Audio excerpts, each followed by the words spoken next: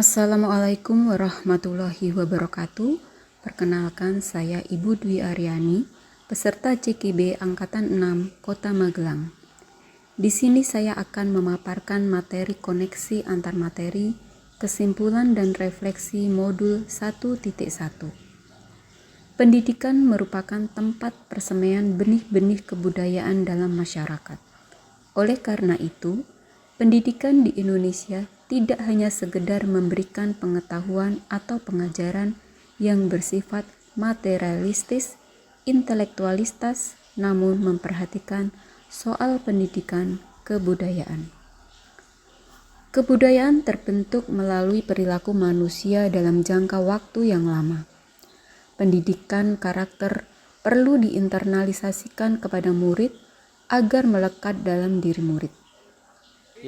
Pendidikan karakter sesuai profil pelajar Pancasila melalui kekuatan sosiokultural yang ada di lingkungan sekitar kita. Kita mengenal trilogi pendidikan menurut Ki Hajar Dewantara, yaitu Ingarso Suntulodo dalam arti guru sebagai contoh dan teladan bagi murid-muridnya. Yang kedua adalah Ing Madya Mangunkarso. Guru mampu berada di tengah murid untuk memotivasi, menjadikan teman dan tempat peserta didik berangkat untuk berkembang. Yang ketiga adalah Tut Wuri Handayani. Guru mampu menjadi pendorong murid untuk mengembangkan bakat dan minat sesuai yang dikehendaki. Implementasi pendidikan menurut Ki Hajar Dewantara adalah menuntun murid sesuai kodrat alam dan zaman untuk tumbuh secara utuh agar murid memiliki budi pekerti luhur sesuai dengan nilai-nilai Pancasila. Yang saya percaya tentang murid dan pembelajaran di kelas sebelum saya mempelajari modul 1.1 tentang filosofi Ki Hajar Dewantara adalah guru memandang bahwa murid pandai adalah yang nilainya bagus, yang mengerjakan tugas tepat waktu, dan aktif menjawab pertanyaan guru di kelas. Masih ada praktek-praktek pembelajaran yang belum memerdekakan murid. Murid masih mengikuti apa yang menjadi keinginan guru. Murid tidak diajak dialog untuk mengungkapkan apa keinginan mereka. Pendidik masih menyamaratakan dalam pengumpulan tugas, padahal minat dan bakat murid itu berbeda-beda. Misalnya, pendidik hanya menetapkan satu tagihan tugas berupa laporan tertulis, padahal mereka bisa menyajikan dalam bentuk-bentuk yang lain. Murid masih dianggap mampu mempelajari apapun sesuai dengan tuntutan kurikulum.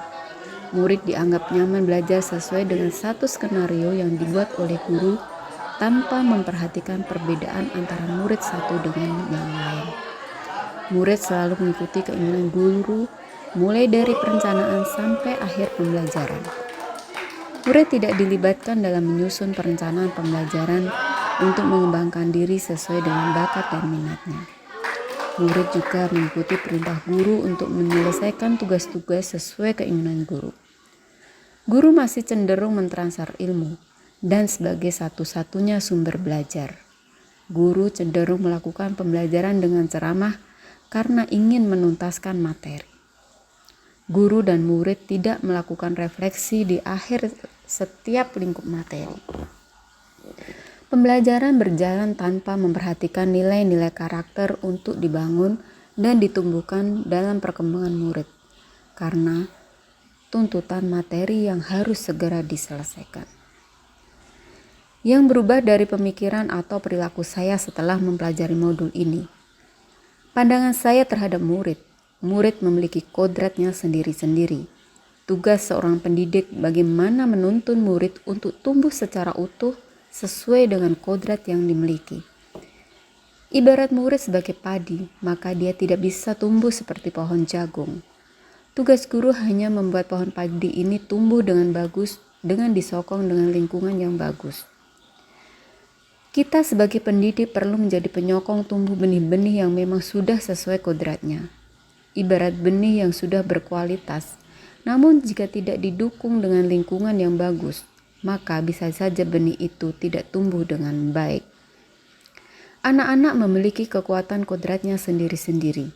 Sehingga pendidik hanya mampu menuntun tumbuh atau hidupnya kekuatan-kekuatan itu agar dapat memperbaiki lakunya, bukan dasarnya hidup dan tumbuhnya itu.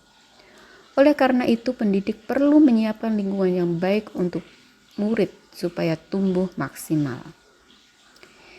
Yang dapat segera saya terapkan lebih baik agar kelas saya mencerminkan pemikiran Ki Hajar Dewantara memahami kodrat murid, yaitu menjadi pendidik yang mampu menuntun murid untuk menjadi bagian dari masyarakat yang mandiri dan tidak tergantung orang lain. Murid mampu berdiri sendiri, mengelola dirinya dalam bagian masyarakat. Mereka menjadi manusia yang merdeka, mandiri, dan dapat mencapai keselamatan hidupnya melalui pembelajaran yang memfasilitasi proses pencapaian itu. Harapan saya dapat menuntun murid mencapai tujuan hidupnya sesuai kodrat yang dimilikinya, memerdekakan murid agar mereka mencapai keselamatan dan kebahagiaan yang setinggi-tingginya sebagai manusia dan bagian dari masyarakat. Selain itu, saya menuntun dan memberikan kesempatan mereka berkembang secara utuh untuk menjadi manusia yang mandiri dan tidak tergantung dengan orang lain. Yang kedua, memandang bahwa murid merupakan subjek belajar yang memiliki karakter masing-masing. Murid dilibatkan secara aktif dalam pembelajaran sekaligus menumbuhkan nilai-nilai karakter. Tugas saya tidak hanya memberikan pengetahuan saja, namun juga perlu menumbuhkan karakter. Karena penumbuhan karakter membutuhkan jangka yang lama. Pembelajaran tidak sekedar menuntaskan materi saja, namun perlu menumbuhkan rasa kerjasama, gotong royong, dan mandiri. Yang ketiga, murid diberikan kesempatan seluas-luasnya untuk menuangkan ide gagasannya, menuangkan kreativitasnya, berinteraksi dengan lingkungannya, agar mereka mendapatkan pengalaman-pengalaman baru. Ada 3 ciri siswa, ibaratnya seperti kertas putih kosong atau kertas yang sudah ada coretannya, atau kertas yang sudah penuh dengan coretannya. Tentunya, sebagai pendidik perlu memahami karakter murid agar guru paham bagaimana untuk membuat pembelajaran menyenangkan dan berpihak pada murid. Murid saya berikan kebebasan dalam menyajikan hasil diskusi. Mereka saya berikan kesempatan untuk mengeksplorasi bahan ajar dari berbagai sumber dan menyajikan dalam bentuk media apapun sesuai dengan minat mereka. Saya melaksanakan pemikiran KHD ini di dalam kelas saya pada saat jam pertama apabila ada murid yang tidak konsentrasi atau mengantuk karena belum sarapan pagi. Saya memberikan kesempatan kepada mereka untuk memenuhi kebutuhan jasmaninya agar mereka dapat konsentrasi belajar. Dan selanjutnya memberikan pertanyaan kepada murid apa yang terjadi jika mereka tidak sarapan, apa dampaknya apabila harus sarapan di kelas, dan lainnya. Dengan cara seperti itu, saya memunculkan kesadaran kepada murid untuk disiplin dan mengatur dirinya sendiri agar mereka mencapai keselamatan. Tugas guru di sini menjadi pendamping murid untuk memaksimalkan potensi yang dimiliki agar mereka dapat memiliki pengalaman belajar yang dibutuhkan. Pembelajaran murid harus menyenangkan, nyaman, dan tidak merasa terbebani dalam pembelajaran. Dapat diartikan di sini bahwa guru adalah sebagai penuntun. Langkah-langkah yang akan saya lakukan, yang pertama adalah melakukan asesmen diagnostik, menjadi guru penuntun, merancang pembelajaran menyenangkan, dan menerapkan pembelajaran yang berpusat pada siswa. Menjadi pendidik yang mampu menuntun murid untuk menjadi bagian dari masyarakat yang tidak tergantung dengan orang lain. Mereka menjadi manusia merdeka, mandiri, dan dapat mencapai keselamatan hidupnya melalui pembelajaran yang memfasilitasi proses pencapaian itu.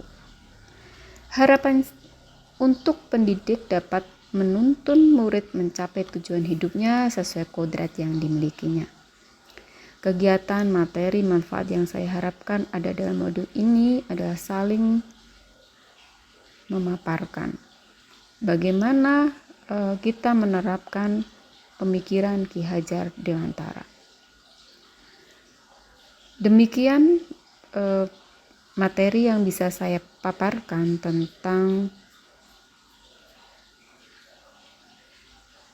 koneksi antar materi, kesimpulan, dan refleksi modul titik 1.